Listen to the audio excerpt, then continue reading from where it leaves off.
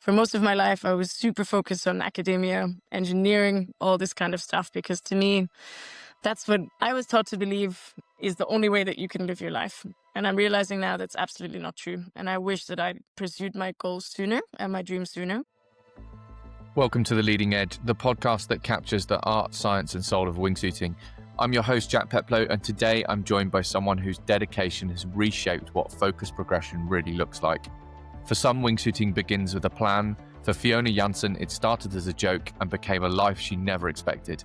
From her first accidental wingsuit jump in Australia to becoming a senior flight master at Indoor Wingsuit Stockholm, Fiona has carved a path defined by intent, discipline and relentless daily training.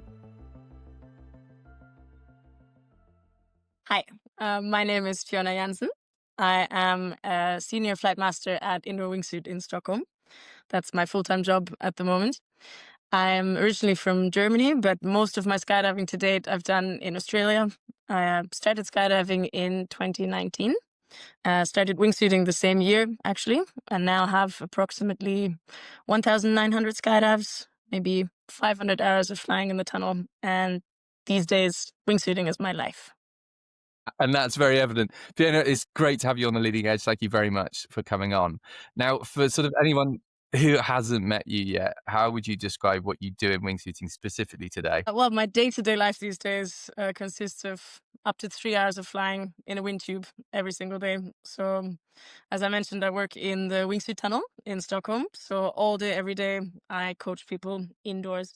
I do quite a lot of outdoor coaching as well. So I've been traveling the world a lot, especially in the last year, to coach at a lot of events, a lot of private coaching. But basically, yes, my job and my life is to fly wingsuits and to teach people how to fly wingsuits every day. What sort of first pulled you into wingsuiting and how did that journey take you from outdoor flights into becoming one of the most sort of dedicated tunnel specialists in the sport? Wingsuiting to me started as a joke, to be honest. I had absolutely no intention of ever flying a wingsuit back in the day. But when I reached 200 jumps in skydiving, which in Australia at my drop zone was the minimum jumps you needed to fly a wingsuit, I went up to a friend of mine who was a wingsuit coach and said, "All right, it's time, teach me how to wingsuit," as a joke. So he handed me a wingsuit and he signed me up for the load. And the next jump, I did my first flight course. So that was not the intention whatsoever. But at that stage, I decided, all right, let's go for it. And he's And probably then shaking his head right today, right? for Thinking, sure. why did I give her the What have wingsuit? I done? I have him to thank and to blame for a lot of what my life is these days. But yeah, for a long time, it was just something I did for fun, my favorite type of skydive. And eventually I realized, there's not many women that do this. I'd love to encourage other women to do this. And I think a good way to achieve that is to become a wingsuit coach. So I decided in 2021, I think, that I wanted to be a wingsuit coach outdoors. And then at the time, I was working in engineering full time. So it was just something I did a little bit on the weekends for fun. But at some stage, I realized, okay, I love this wingsuit thing a lot. I want to take it serious. I might take a little break from engineering and see if I can get a job in the wingsuit tunnel. Now it's been almost 2 years in the wingsuit tunnel, and this little break, I think, is a lot more than just a break. I think this is what I'll be doing for a very long time. So you are now taking sort of you're going into another sort of avenue, which is sort of the wingsuit acro side of things, and you're going to be representing Sweden, which is super cool, at the World Championships in Elsinore, which is next year. What does that sort of mean to you, kind of like personally? It's super exciting to me. I am someone who has always been extremely competitive because I'm somebody that is very dedicated if I have goals to work towards. And for me, since all I do all the time is wingsuiting, I wouldn't be able to justify it to myself without having a goal that I work towards. This is one of my many goals, but the big one I'm focusing on at the moment.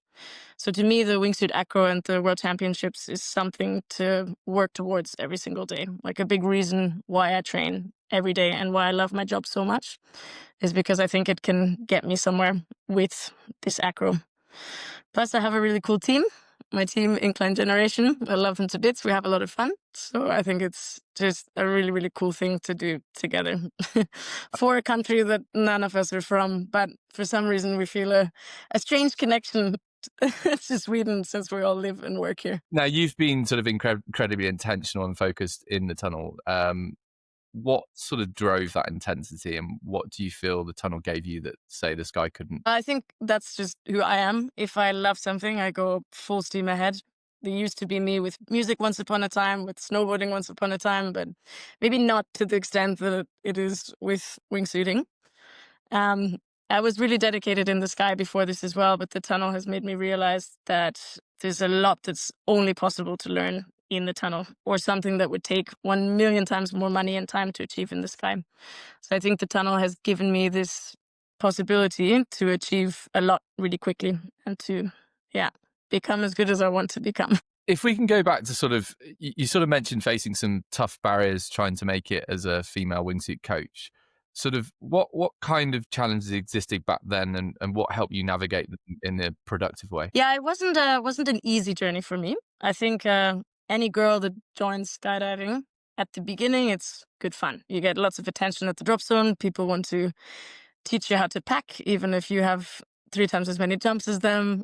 Everyone wants to be your friend. But it changed for me a lot when I decided I wanted to become a bit of a leadership role in that community. And a lot of the support turned on me. And yeah, I had a lot of people try to stand in my way, that were convinced that, I was too soft in character. I wouldn't be able to be tough enough with people. I was told that I had to prove myself 10 times more than anybody else in order to be allowed to have a coach rating, which in Australia is quite a difficult process.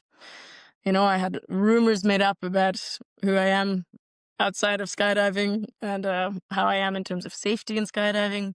A lot of things that were just absolutely not true. So, yeah, it was not easy at all. But luckily, I had a few people, one or two in particular, who absolutely believed in me and pushed so hard to help me get where I am. And now I look back and I laugh at the people who tried to stand in my way, because look at them now. I completely understand why. Now we're seeing more women stepping into wingsuit coaching, and especially high level competition too. What do you think is helping shift that visibility, and what still ultimately needs to evolve? Mm. I think it's really cool. I went to the World Championships a few years ago, competed in wingsuit performance, and there were three of us, three girls at the time, in a competition of, I don't know, 50 or 60 people. So there was not a lot. Now I can already see for the next one, there's going to be so many girls in the competition, which is really cool. I won't be competing in wingsuit performance. I'll be competing in acro, as you mentioned before. But I think a big reason for that is just seeing women compete. It shows other women that it's okay to compete, even in a very male dominated field. But also, they've introduced a women's category for wingsuit performance. And I think that's great. It gives people a little bit more motivation if they have their own little world to compete in. So, yeah, that's a really good change that I've seen recently. Arguably, you could say that women are sort of more capable when it comes to sort of acro. Would you say? Like, I don't know, like, I just got the feeling like we within the latest sort of competitors meet, that was something that we raised, where we discussed the idea of, do we introduce a female, category within acro? And it was kind of rejected straight away, going, "We're gonna be better than you." And it's like, that's awesome. That's so cool. In my opinion, no, women and men are probably just as good as acro. There's different things that different people are better at. Wingsuit performance, in my opinion, is a bit of a different story, because it's very much based on physical strength, even though that's a whole topic that not everyone agrees on either. But I think in acro, there's two sides of it. There's the finesse and the style, which perhaps women might be better at in general, but it also involves a lot of strength. It's exhausting. You have to use your body. So I don't believe there's any pros or cons in being male or female for the acro competition. Now, going back to the point of, you mentioned that you coach all over the world, which is awesome, and you've been sort of all over the place, which is amazing. When you sort of work with the newer flyers, what do they often need most from a mentor, would you say? That's a good question. I think it's a lot about coaching someone's mindset. And this is something that I've learned a lot at the tunnel as well. Of course, there's a lot of techniques that I can teach someone on how to do a clean transition or how to fly a wingsuit. But especially the newer flyers are nervous, and they need to be coached on how to relax. And so I spend a lot of time changing my coaching methods based on who I'm flying with. I try to get to know someone, and I spend a lot of time working on their brain and making sure that they're relaxed and know what to do if something goes wrong. So that's a big aspect for me if I'm coaching someone newer. If we take that to the tunnel, when you watch someone fly for the first time in the tunnel, what are the key patterns that instantly reveal where their flying's going to go? Again, I think someone's mindset. I mean, there's it's really difficult to stay positive in the tunnel for everyone, but there are some people who are much better at dealing with failure than other people. And the students that I love to coach the most are not necessarily the best flyers. I mean, of course, they're a lot of fun to fly with. We get to do advanced maneuvers together, but it's the people who stay positive when things don't go well. Because those are the people that are going to make it really far. Anyone who allows themselves to be really, really negative, I don't think they're going to stick with the sport or stick with the tunnel flying for very long. What are the biggest misconceptions people have about tunnel flying and how it translates to the sky? I think these days people are understanding more and more how useful it is. Perhaps in the past, people saw them as very separate sports. But now, especially with more and more flyers from the tunnel going outside all around the world, people are realizing that it's a really good tool. To me personally, how I fly in the tunnel and how I fly in the sky are almost the same, except maybe my amount of input is a little bit less outside if I fly steeper or faster. But I definitely think both complement each other a lot. And from the conversations I have with people, more and more people are starting to realize that as well. What's sort of one innovation you'd love to see in wingsuit design, tunnel tech, or training methods in the next sort of 5 years? That's a great question. I would really like to see a way to train flying more vertical style wingsuit flying in a tunnel. I mean, people are already flying their wingsuits in the vertical tunnel.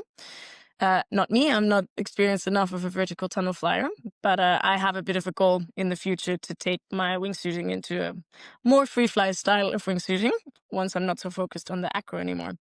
So I think having steeper wingsuit tunnels, for example, also flatter wingsuit tunnels in order to train more the performance style wingsuiting would be really cool. So just a bigger range of types of wingsuit applications that you can train in the tunnel would be amazing to see. If you could redesign the culture of wingsuiting for the next generation, what are the behaviors or structures you'd put in place? I think it's a real shame how quickly people feel the need to upsize. For me, I spent quite a lot of time in a small suit when I started flying. Main reason for that being that I had no money to buy anything bigger, but I'm really, really happy that that's how it was because I did at least 200 jumps in my little baby suit before I ever considered putting on anything bigger.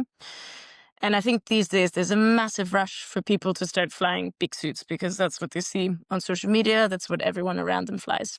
So I think a shift towards spending more time in a small suit, doing more advanced flying in a small suit rather than less advanced flying in a big suit would be great. And this is something that we at the tunnel and I outside and at the tunnel encourage a lot for people to take the time to do things properly. There's no rush. There's no need to be sending yourself off a cliff in an aura when you have 100 wingsuit jumps. No. I mean, ultimately, it's going to stagger your growth, and it's something which I can personally reflect on. I jumped up from a carve to a Mako, and if anything, trying to handle it, even though it is a very super simple suit to fly when you get used to it.